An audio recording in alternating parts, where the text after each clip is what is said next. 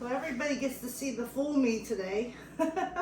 We decided to change our camera angle again, and I'm going to try to lift up my food so you can see it. But I think that the kind of food that we're making today, you don't have to see the detail of it, if that makes any sense.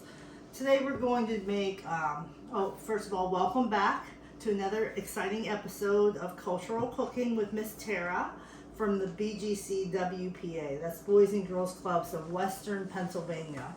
I'm doing a video for a cultural cooking video for you for the Boys and Girls Clubs of America virtual club. Okay, so today we're going to do a really fine dish. It's a Korean staple. It's called Bibimbap. Okay, Bibim means mixed. This is the translation according to Google, but I do remember learning about this when I was in South Korea living and studying. Bap means rice. So it's a mixed vegetable and beef dish with rice. It's a very beautiful presentation. There's a lot of steps. There's like 4, 5, maybe 6 steps. So we're going to race right through it so we can get every little detail done. All right, so my lovely partner has already made the rice ahead of time.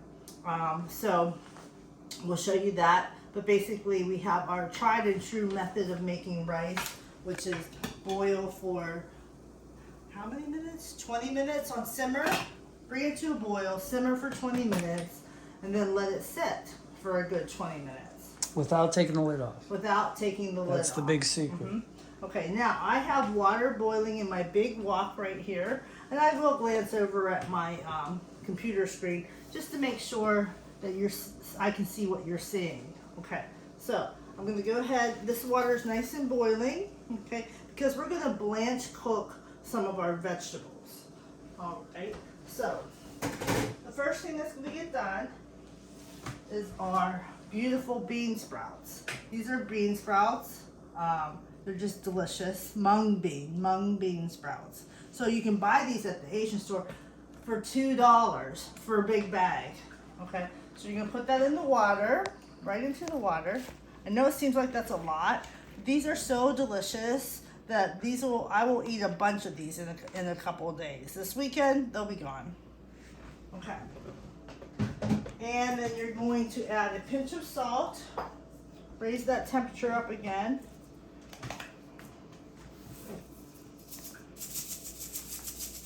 I don't like to add too much salt, just a little bit, okay?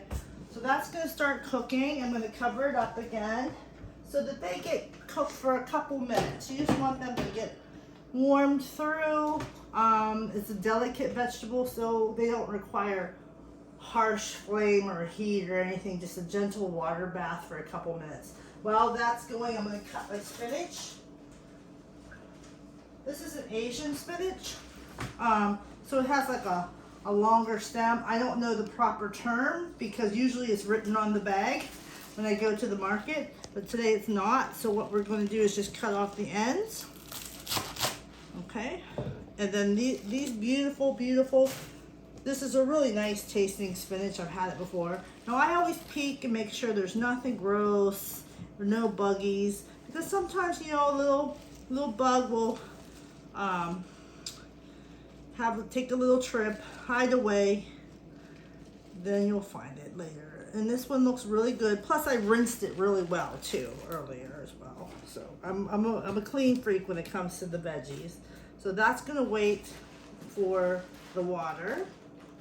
Then I'll get my container I'll get things out of the way so that I can strain them. I have a strainers in the sink right over here. So while this is going for a couple minutes, we'll just set this out and we'll talk about something else. Now I realize that I'm talking very fast, and that's okay. I want to make sure that we get everything done. So I get a little excited, especially when it comes to recipes that involve a lot of vegetables. When there's a lot of vegetables, I just think that it's going to take a long time. But if you're organized and you have good knife skills and you have everything lined up, this is called how do you say it? Mise en place. Mise en place. Put in French. place. Everything is put in place. If you think things through when you're cooking or any project really, you just have everything laid out for you, everything's well thought out ahead of time, it will just go by so fast. So it's 5:04, these are going to cook until 5:06. I'm going to dry off my area. Alright, I'll show you what I'm doing step by step. I've chopped my carrots for the carrot portion. I've marinated my meat. Let me talk to you about the meat. This is a good ground beef, okay? In the Korean recipe, they say minced beef. That means ground beef. You could also do this with a steak or a flank steak or any type of beef that you like, but bulgogi is traditionally made with a ground beef. And I marinated this. So this has this is a whole pound, a little bit over a pound, because I like to make extra because I use it on other dishes. But basically it has like 3 tablespoons of sesame oil, 3 tablespoons of soy sauce, what else? Some brown sugar, and there was something else I put in there. Chinese vinegar? No, that's good. That's Garlic good. salt? Oh yes, and garlic powder. It says to add minced garlic, but I just feel it's better to use garlic powder in this type of marinade, okay? So this is just to flavor your meat beforehand. The juice is just going to get soaked up and surround the meat, and it's going to just add a lot of flavor when you go to cook it, okay? Now, that's good. It's 5:06. We're going to take those out. So I'm going to take my handy dandy trusty pot holder, okay? And then we're going to pick it up. We're not going to take all the water out because we need that hot water for the next one. So I'm going to bring the pan, make sure nothing's hot. Good, it's fine. Right over here. And this is just going to take me a minute, so I apologize if my back's to you. So I'm just going to take these out, right out. Okay, at least most of them. There we go. Because I might use a couple of these to act as a bed for my spinach, which is helpful. Okay, good. Take most of them out. Okay, good. Back to the fire it goes. Be careful when you do this. You never want to pick up a full pan of hot water unless you know you can do it. Grab my spinach. I'm going to put that in the water, the same water, okay? And I'm going to use those last few mung bean sprouts as a bed for my spinach. Put my lid back on. We're going to let this cook for just a few minutes till the spinach wilts down. And it's quite beautiful. It's just seasoned spinach with a little bit of salt. And then we're going to add some other things to it when it's done. I keep touching some stuff and things, that's alright. Just a little bit of salt, not too much. Alright. Now, let me get my handy dandy containers here that I have picked out for this. We're going to take our mung bean. Good. And we're going to dump it into a container here. Then we're going to add our ingredients to make our mung bean salad. Now you can look this up on the internet as well. There's different ways to do it. This is a simple way. Okay, that the mung bean and the spinach will be treated the same way. What's going to happen is the bean itself and the flavor of the spinach is going to taste completely different, even though they're treated the same way. So we're going to add a little bit of sesame oil. And this is probably going to be, for this amount, about a tablespoon, a little bit over a tablespoon. Just get that in there. A little bit of sesame seed. You don't want to go crazy, but you do want to add some because it's just so lovely. Okay, good. And then some green onion and some minced garlic that I chopped ahead of time. So I'm going to do half of this in here with this. Good. Okay.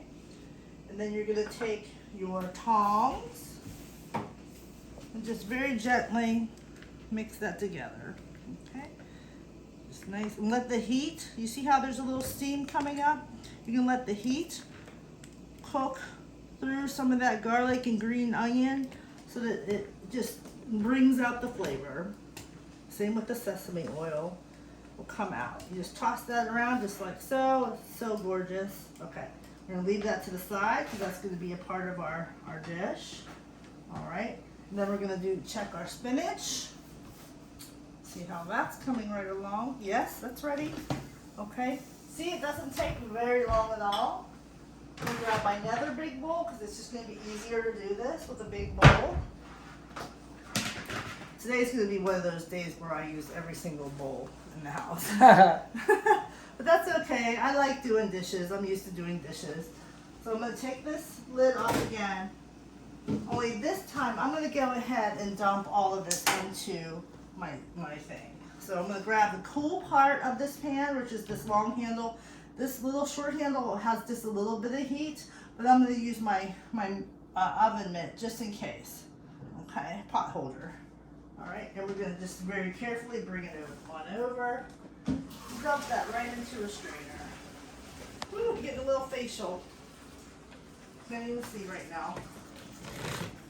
Woo! Getting a little facial. Okay, good. So I'm gonna take this back over. This is gonna be easiest if I just go like this.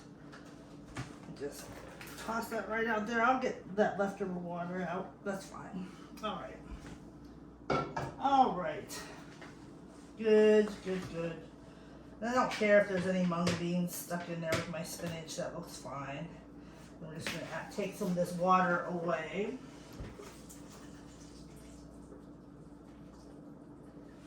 Okay, so what you shouldn't do, what I'm doing is I'm rushing myself. Do not rush yourself.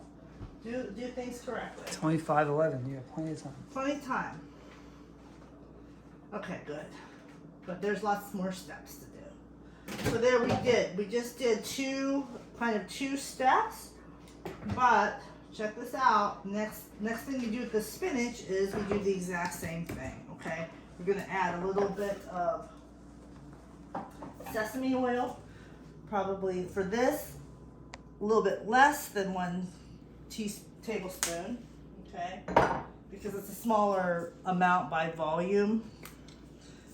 Now there's a recipe that I sent in that has all these ingredients in it, but the amounts might be different. Because in the recipes... That was sesame seeds. Yes, I added some sesame seeds, just like I did to the mung bean. And then we're going to add some garlic and onion to this.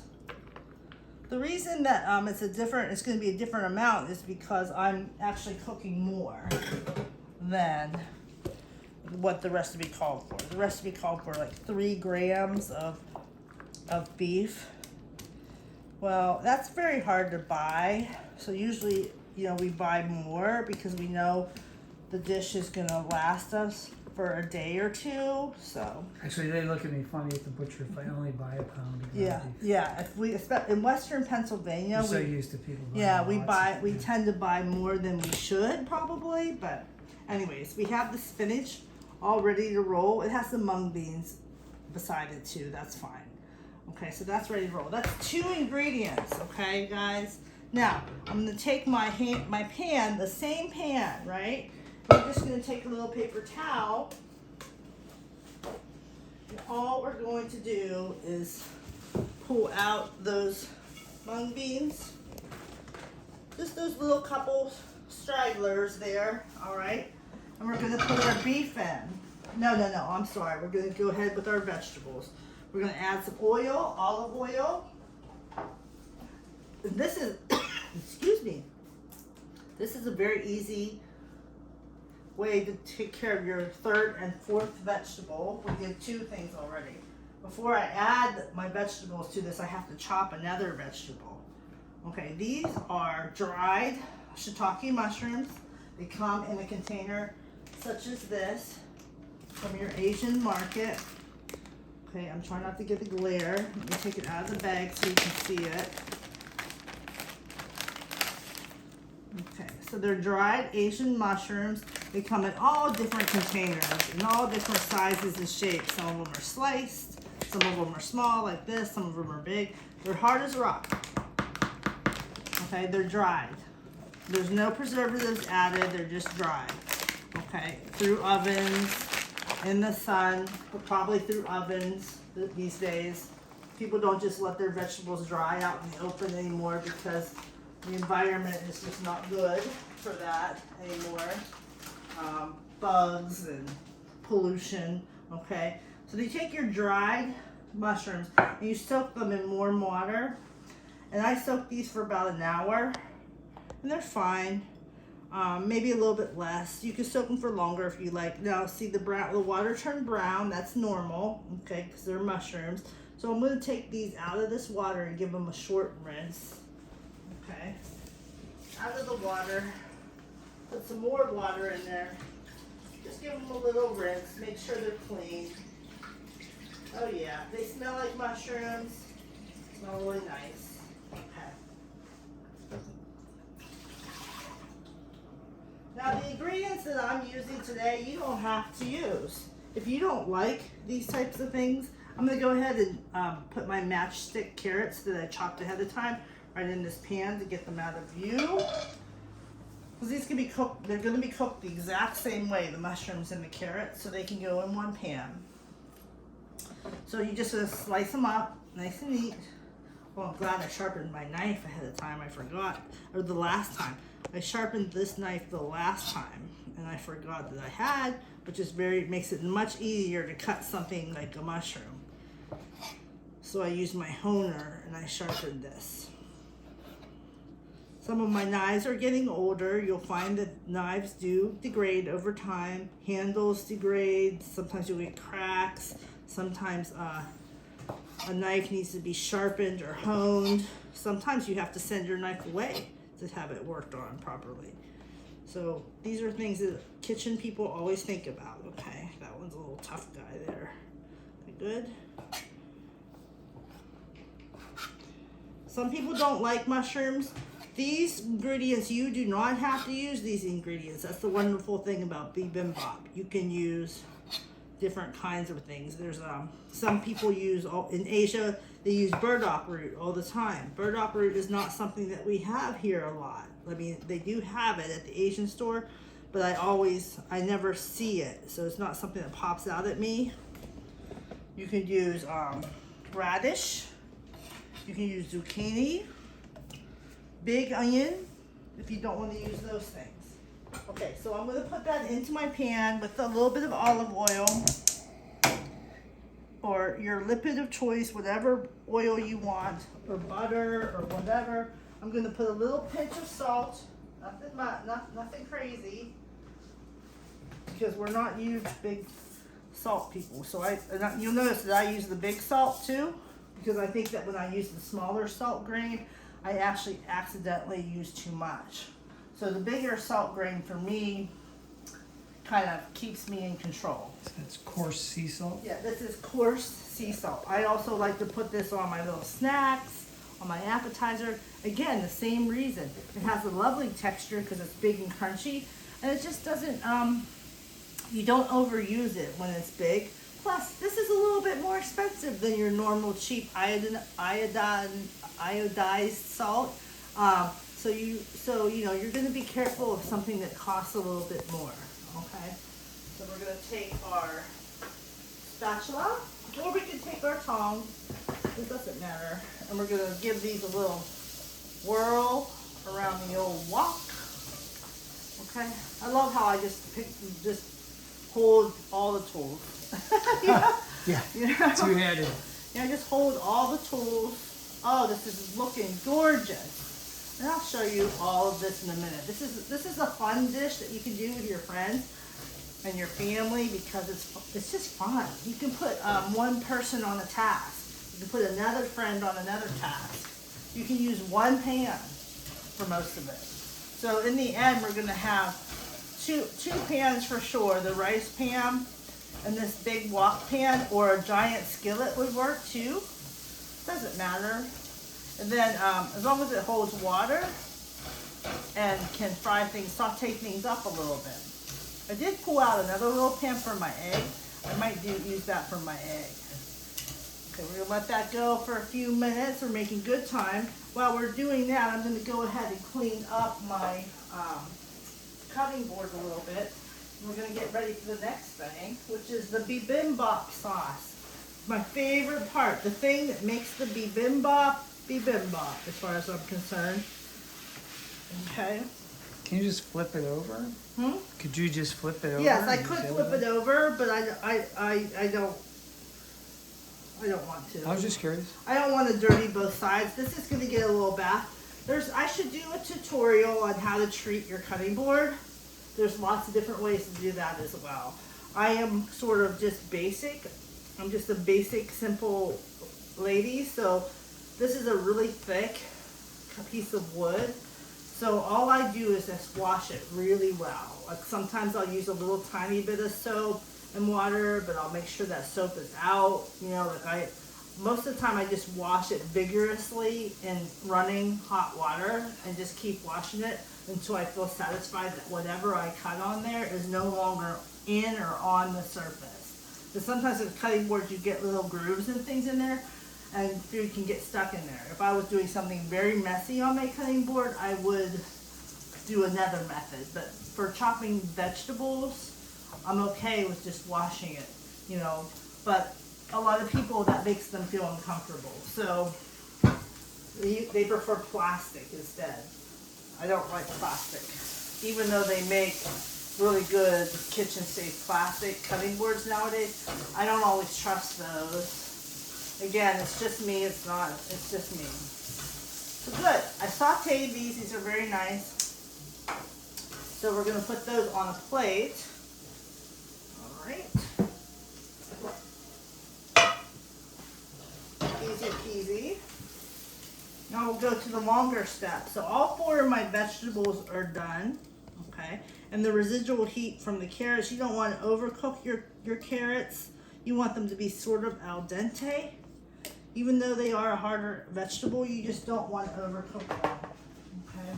I always clean the edge of my pan whenever I'm pouring out because a little oil gets down on your edge of your pan and the flame hits it, and then it can cause like scarring to your pan. It can also cause, you know, a fire. So you don't want that. We're gonna take that pan out for a second. Now we're gonna add our beef. Our marinated beef goes right in here. Now once I start using this tong for the beef, I'm not going to use it on the vegetables. You notice I did all the vegetables first. The same goes for every kind of cooking element. If you were on the grill, you know, you'd either do your vegetables on a separate level, or you would do you never put your vegetables below your meat. You never do your meat first and then your vegetables. So that can cause contamination. So if there's like salmonella from raw meat and things, you don't want that. Okay, I'm put my meat in there. So from now on, this tong will just be used for the meat. And I'll get a different tong. So we're going to cook up that marinated beef now. Okay, so that's right in there. And don't worry about seeing all. You can see it. You can see it. I know you can see it. So we're going to let that cook for a while on a medium heat. And I'll keep breaking it up. I like my meat to be broken up into small little bites. I don't like big chunks of meat necessarily. So I'll let that cook for a while and I'll keep breaking it up. While that's going, we'll start moving our bibimbap sauce. Bibimbap sauce. Okay. You don't want it to touch the contaminated meat, the old meat surface, so I'll just put this on the edge of the sink. There we go. Alright. Bibimbap sauce.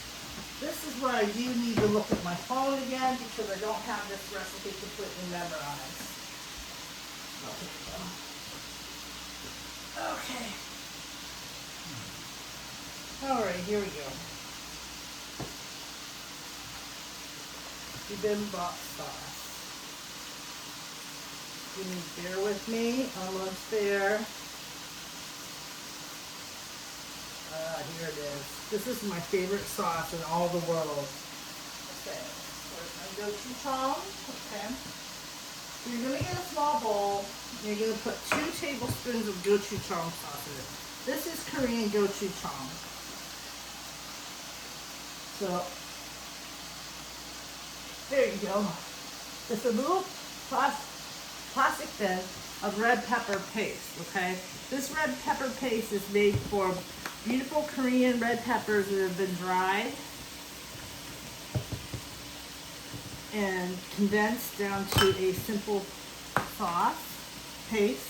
And I put the saran wrap down on it after I use it, because if you put saran wrap right down on the surface of a paste, it keeps the oxygen away from the sauce or the paste, and it actually preserves it for longer. So you want 2 tablespoons of your gochujang sauce. Okay. And I'm just gonna, I'm not gonna be real precise on this. And you can make this all the time. Okay. All right, now this goes right back covered up with the plastic wrap pushed down against the thing. Let's check on that meat real quick. Okay. Oh yeah, beautiful, beautiful, beautiful. Oh yeah. All right. Almost there. We'll turn down our heat just a little bit. We're making good time. And I'm going to put the lid on it, because guess what? It's going to cook faster if the lid is on there, because the heat will retain.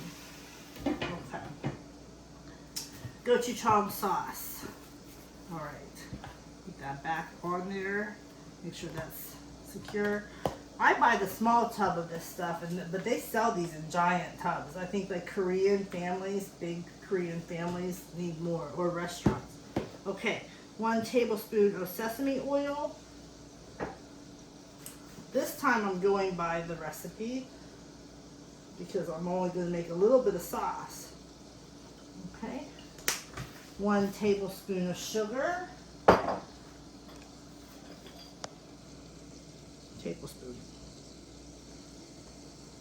That's a tablespoon. I can tell how much things are by using my hands. 1 tablespoon of water.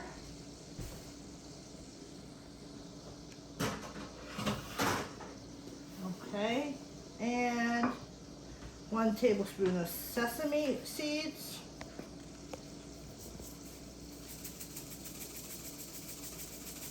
Again, I can tell how much. And then 1 teaspoon of vinegar. Okay. I'm going to use my black vinegar because I love it so. 1 teaspoon is about equal to almost a half of a tablespoon. You don't need much of this vinegar, just a little bit. And then you need 1 teaspoon of minced garlic, which I'm not going to do. I'm going to use the dried powdered garlic, because I don't want little chunks of garlic in my sauce necessarily. So I'm just going to put like a little bit. There we go. All right. Now I'm going to get a regular spoon to mix this, because the little plastic measuring spoon isn't going to do the job. You need like a regular spoon so that you can smash this all together. Oh, so good. Mixy, mixy. Incorporate that oil into that sauce and that water. Oil and water do mix. It just takes a minute. In a lot of places that I've visited and had Bibimbap, they don't add all these ingredients. They just use straight gochujang sauce, which is lovely too. It's a beautiful product. I like to dip red meat, beef tips, straight into gochujang sauce, maybe with a little bit of water added. I'm gonna do a taste test.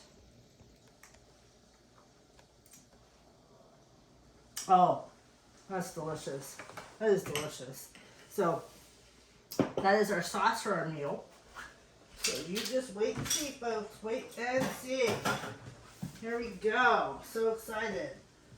Oh, sorry, I'm moving things around just a little bit to make things neat for myself so I don't lose my mind. Okay. All right, good. Everything's neat. I'm one of those people. I have to be neat. Okay, this was up here. I'm going to check my beef. And guess what, folks? We're almost done. All right, time to check my beef.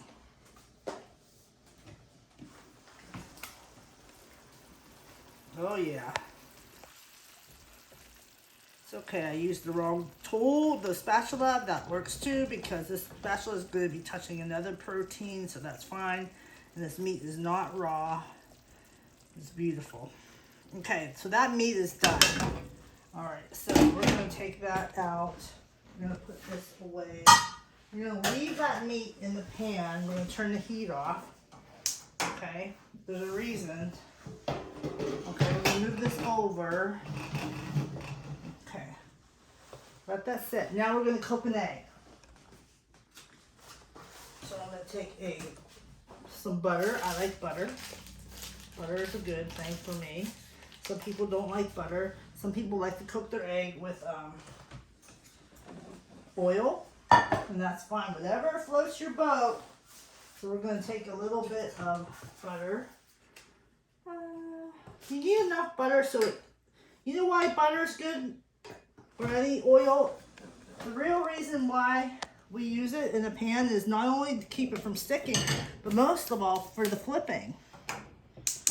Now a lot of people like to do a sunny side up egg for their bibimbap. I'm gonna do an over easy. I don't really like, I like an egg that is runny in the center, but I don't like a watery white, if that makes sense. I want the egg to be cooked for the most part with just a little bit of liquid in the yolk. So when I see sunny side eggs, I'm just not as good at doing them as I'd like to be yet, where I don't see all that raw egg white on the top. So I choose to do a over easy, so then the whites are all cooked, but the yolk is still soft. And that's a preference that you can have too. All we need is one egg. We are making good time. It's almost going to be time to assemble and taste. All right, so there is our egg in there. And while the egg is cooking, we're going to start to assemble. Here's our beautiful bowl we're using today. Now there's several different kinds of bibimbap. There's dosat bibimbap, which is a bibimbap that's cooked and kept in a hot place in an oven perhaps, or on the top of a stove, that is made with a stone pot. And I love these stone pots. And someday I will buy myself a stone pot. And they're just, it's a beautiful way. There's a few different other versions of bibimbap, but I can't remember what they are. But the one that I desire the most is the one that has the bowl that goes with it. But this is a normal bibimbap that everybody can eat out of any bowl that you want. So let me get my spatula. Good. See, now that egg is getting done nicely. Good. So ready over easy means you just take the egg, you loosen it up, make sure you have enough butter. You're just going to go over easy. Nice and easy. Okay? I'm not sure if you guys saw that, but I'm sure you get it. Get the picture. Okay. So the residual heat of this pan is going to cook it the rest of the way while we're getting all the other stuff. So I'm just going to turn the heat off. Take the pan off the flame portion and leave it right there. Okay, that'll be fine. It's time to assemble our beautiful dish. All right, here we go. I'm gonna take my rice first and foremost. My rice paddle. This is a rice paddle. Comes with every rice cooker. We cook our rice in a pan. When I'm on the go, I use my rice cooker. Okay. So I just gave some rice. Oh, it's beautiful. You just put a nice big ball of rice right in the center. Oh, it's got the crispy part too, which is nice. Some people like the crispy part. Some people don't like the crispy part. I like the crispy part. I think it's just a beautiful texture.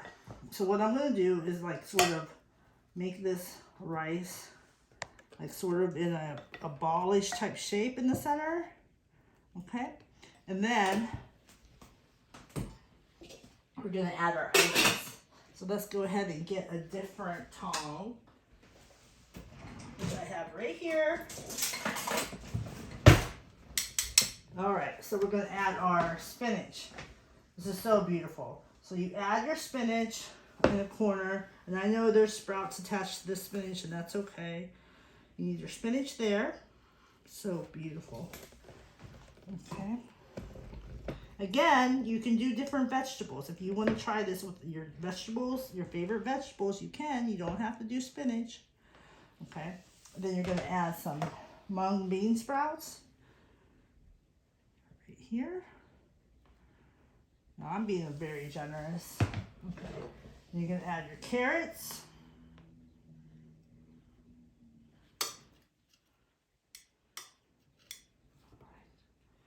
See. Then you're going to add some mushrooms. You might think, oh, she's leaving a little space there. What's going to happen there? You'll see. My mushrooms.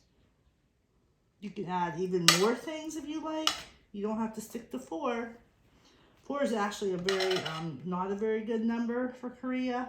So it's a bad luck number. And then I'm going to add my sauce. Now you can serve this sauce on the side. I like to do, wait, I'm going to hold on the sauce. I left it like this for a quiet space. Okay. So far it has a quiet space right there. Because I like the rice to pop through. Every dish, every piece of artwork, you want to have a quiet space. You know. So then I'm going to take my egg. I need my seaweed. Instead of using strips of seaweed this time, I'm going to use my Shiitake. So I'm going to add a little bit of this. It has seaweed in it and sesame and wasabi. I'm going to put that on the white. See, I feel like an artist when I do this. And then I'm going to put my egg on here. Okay, beautiful. Right there. And then we're going to add our drizzle of our sauce. Now you can serve this on the side too. I like to use put the red right here. So beautiful. Now guess what? When you eat this, this all gets mixed together. And there's something I'm missing. Oh, the beef! Oh my goodness. Thank you, Patrick. We're going to add our beef. I knew that I was missing something. Our marinated beef. And that can go right here on this last little bit beside my rice. Oh yeah. All right, and then before we do this, you know me, I have to take a picture. I have to get the right utensils. In Korea, we use spoons for this. Big spoon and a chopstick if you like. Okay, I'm gonna take my picture in just a moment. Oh, it's so delicious looking. Okay. And, oops, I need to do the little tear. What you do here is you take your chopsticks and you pop that egg. You pop that egg. And let that yellow shine through, okay? So I'm going to do that and take a picture. And then, guess what? Mr. Patrick gets to eat it. As soon as I get my phone to work.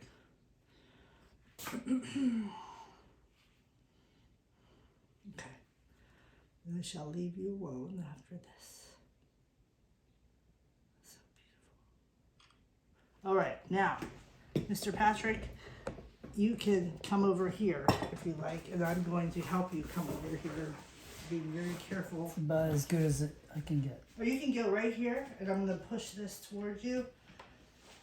Is the camera seeing you? Oh yeah, it was seeing me up there. Okay. Oh yeah, you can push it toward you if you want. You can mix it all up. That's the most gorgeous part about this whole thing. You can mix it all up. Beautiful. I'm gonna come in tight and look at this. Can you guys see what this looks like? Oh, good. There you go. Well, you gotta have some of that. Okay, I'm gonna try it. I'm going to try it. It's okay. There you go. Good. Okay. Oh my goodness, it smells good. It looks good. Okay. Tastes great. Okay. With the sauce on it? Oh yeah. Okay. So here's the way we do it. You just mix this all up together. Just get all this mixed. Mix it all up. All right, and I'm gonna try a little bit with some rice and some beef, some sauce. I think our rice got a little hard there, but that's okay. There we go. Okay, ready? Oh my God.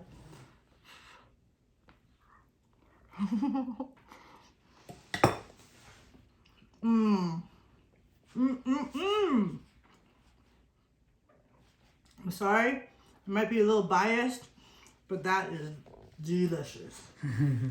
I'm a good cook. It really is good. Okay, folks, we're 5 minutes early, but that's okay. Just want to say thank you for coming to the Cultural Cooking Show. Next week, guess what? We're going to lighten it up a bit. Next week, we're going to do a summer salad, a very delicious, savory summer salad, American style. Okay, it's either going to be taco salad or it's going to be spinach salad. I'm not sure yet. So it's delicious. Thank you so much.